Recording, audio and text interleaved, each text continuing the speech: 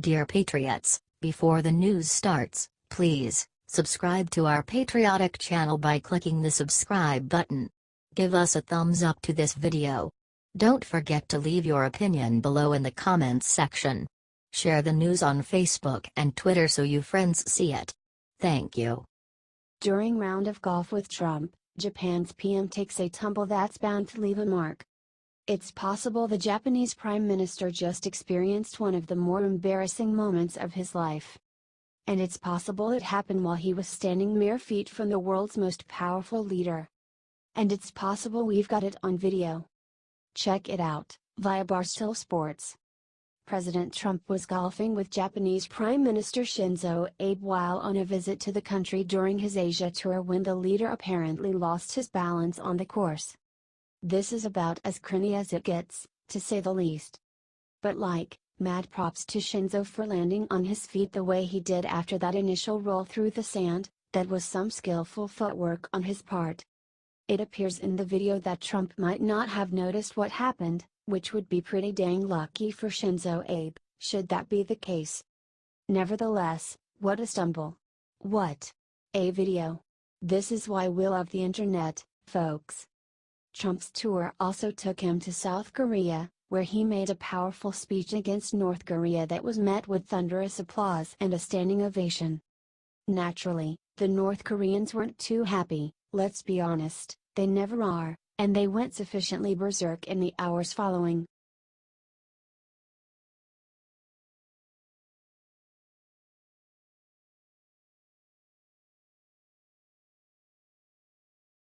Laura Ingraham accurately predicts GOP's future if they keep running away from Trump like cowardly Ed Gillespie.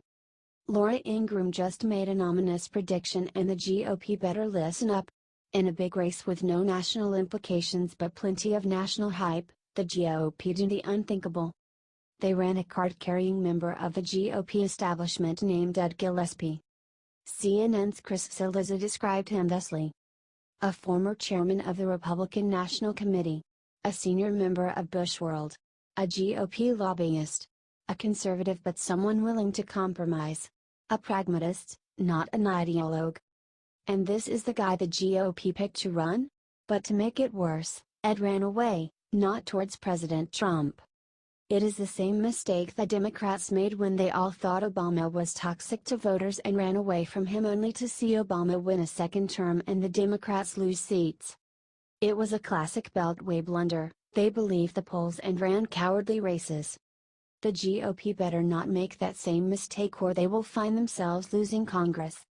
As Laura Ingraham pointed out on her show last night, she bashed the GOP for running a weak candidate with a weak message who would not embrace Trump, and made an accurate prediction of the GOP's future if they don't embrace Trump.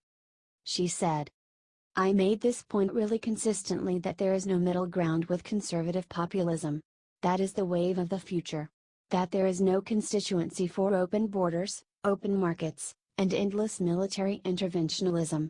So maybe Gillespie wouldn't have won if President Trump campaigned with him. But trying to be half in half out with Donald Trump was never going to work. If you dip your toe in just a little bit you're going to turn out just like Ed Gillespie did, political roadkill." Laura is correct. Embrace Trump and what America really wants or be political roadkill. Choose wisely, GOP.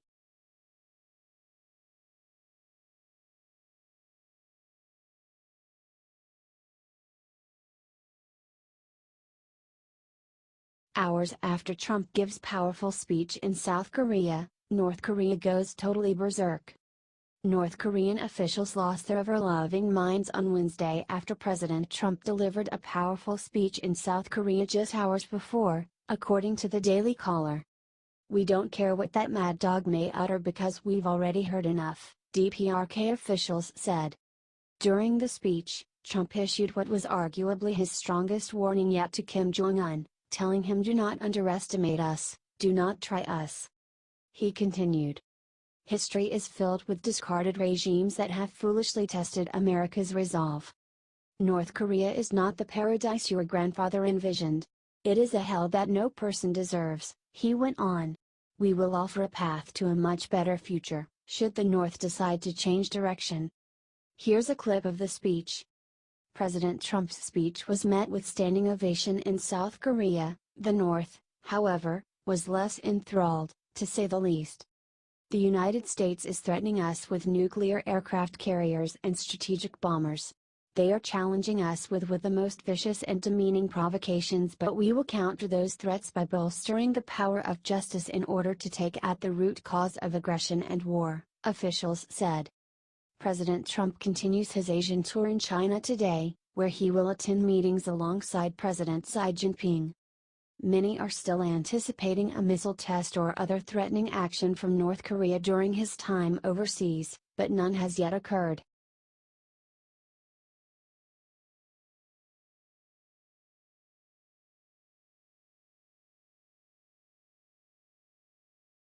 Seconds after taunting GOP with election results, Obama got crushed by Trump's instant payback.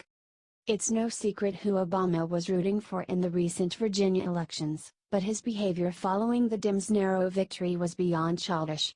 Not only did he state the painfully obvious, but he did so in an effort to jab President Trump and the Republican Party. Obama made his statement on the Democratic gubernatorial wins via Twitter Wednesday morning. "This is what happens when the people vote. Congrats at Ralph Northam and at Phil Murfinch. And congratulations to all the victors in state legislative, county and mayor's races. Every office in a democracy counts," Obama tweeted. What about the people who didn't vote Democrat? Or the people who elected President Donald Trump? Where's his praise for those American voters, who are also part of his democracy? The funniest part about Obama's celebration is the lack of real competition his candidate faced. President Trump made a last-ditch effort to bolster Gillespie's chances, but it was clearly too late. If Gillespie had followed the president from day one, there's no doubt the governorship would have been far more obtainable. "Ed Gillespie worked hard but did not embrace me or what I stand for," Trump tweeted after the election results went live. But Trump isn't done. His next tweet shut down Obama completely and reminded the country who's in charge. "Don't forget, Republicans won 4 out of 4 House seats, and with the economy doing record numbers, we will continue to win, even bigger than before." Hard to argue with numbers. Obama and his leftist minions may need to throw a parade for every little victory, but President Trump has his sights set on the bigger picture. It's no surprise that Obama would continue to think small, but more and more Americans are thinking bigger every day. Making America great takes real leadership, and President Trump will not sit by and let spineless swamp rats like Obama drag his name and party through the mud. Did you stand with Trump? Do you want Obama to get lost? Let us know and share your support with the world. Sources: dailycaller.com.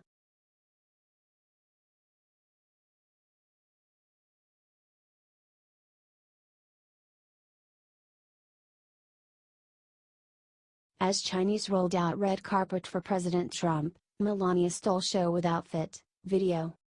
President Trump arrived to a hero's welcome from the Chinese. The red carpet was literally rolled out for Donald and Melania Trump. A military honor guard met them as the plane arrived and some very excited kids lined his motorcade route to give him a proper send-off from the airport. Compare that to what happened to Obama when he last visited China. The Chinese left him hanging on the runway. Forget about the red carpet, they didn't even provide the stairs to get off the plane. Seriously. The Trumps moved on to get a rare honor from the Chinese. A first ever for an American president, a state dinner in the Forbidden Kingdom.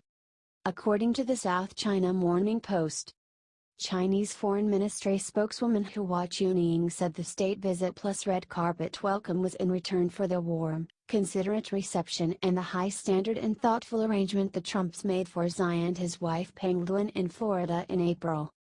Chinese officials went on to say that the two leaders have a good relationship, much better than with Obama, and they looked forward to a close working relationship with Trump.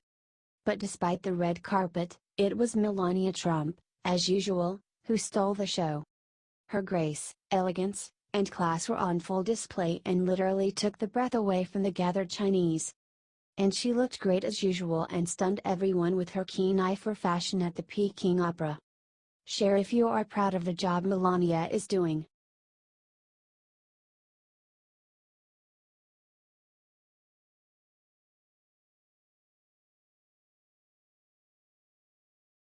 The minute Sarah Sanders appeared in Asia, journalists noticed the shocking thing on her shoulders.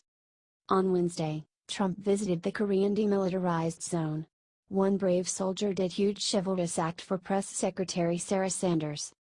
According to the Yonhap news agency, the weather was cold that morning and hovered around 40 degrees at the U.S. Army garrison at Yongsan. Sanders was seen shivering and the U.S. Army Ranger offered his jacket to her. Image source Twitter via @PressWestWing. While attempting to transport Trump to the Korean DMZ, military pilots were unable to see each other because of the dense fog. They turned around. There wasn't enough visibility to land, Sanders said. It would have been really dangerous. According to Western journalism, they waited for the weather to clear but conditions just got worse instead. It's a shame how the media treats our president. He is such a chimp and yet they attack him. Share this if you think that we have the best people in our military. Let's send them a thank you on behalf of every Trump supporter. Comment thank you soldiers for helping out our Sarah Sanders.